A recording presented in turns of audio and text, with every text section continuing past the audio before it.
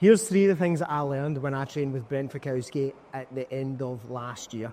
Mentality is to just always give my best, to try to not make any excuses, to just learn like I'm going to compete forever, but every time I compete, try to compete like it's the last time. Brent Fikowski ran a seminar at CrossFit Murrayfield after Rogue, where I think he took 2nd place. Rogue was his last competition and he was announcing his retirement, so this was the first seminar that he did.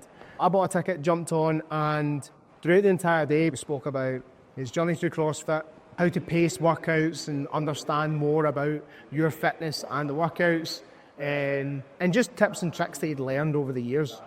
So I've got 3 of the things that I learned I'm going to discuss with you today. There's a quote that I remembered and that I'd written down, and it is, people overestimate their fitness and underestimate the workout.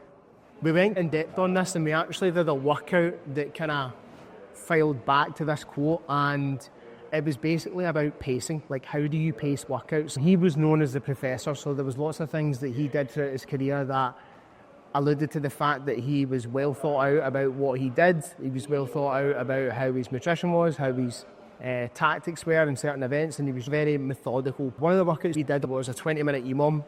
I'll put it up on the screen for you here. Minute 1 was calorie low, minute 2 was toes to bar, minute 3 was clean and jerks, minute 4 was rest. And the goal of the workout was that you had to increase your reps every single round, right? Otherwise the workout was a fail.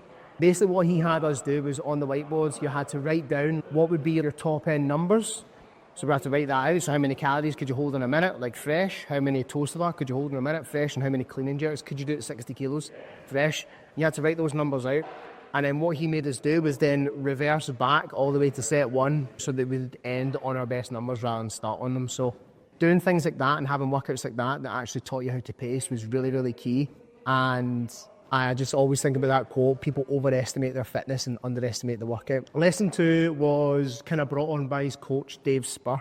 Very interesting guy. I found him, he didn't look like the typical kind of CrossFit coach. Cool guy, but one of the things that he spoke about and the thing that he had Brent do was mostly just the foundations. So I'm pretty sure he said at one point that Brent was doing up to 8 hours of zone 2 and prioritising the squat, bench and deadlift. The carryover that has into CrossFit is huge.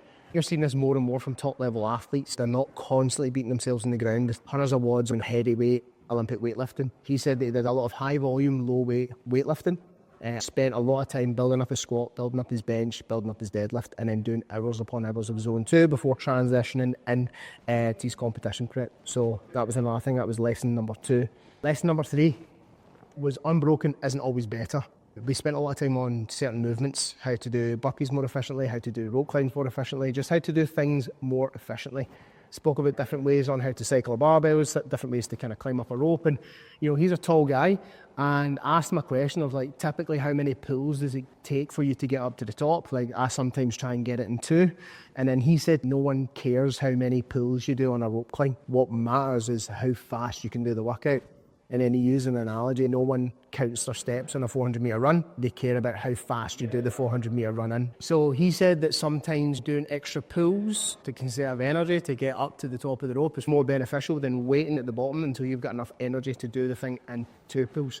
So he always said that he was looking at ways to constantly break up a workout rather than constantly go unbroken. Now, don't get me wrong, there's going to be workouts that you have to go unbroken in, but what I gathered from what he told me was that having a plan in place before you go into workouts is key.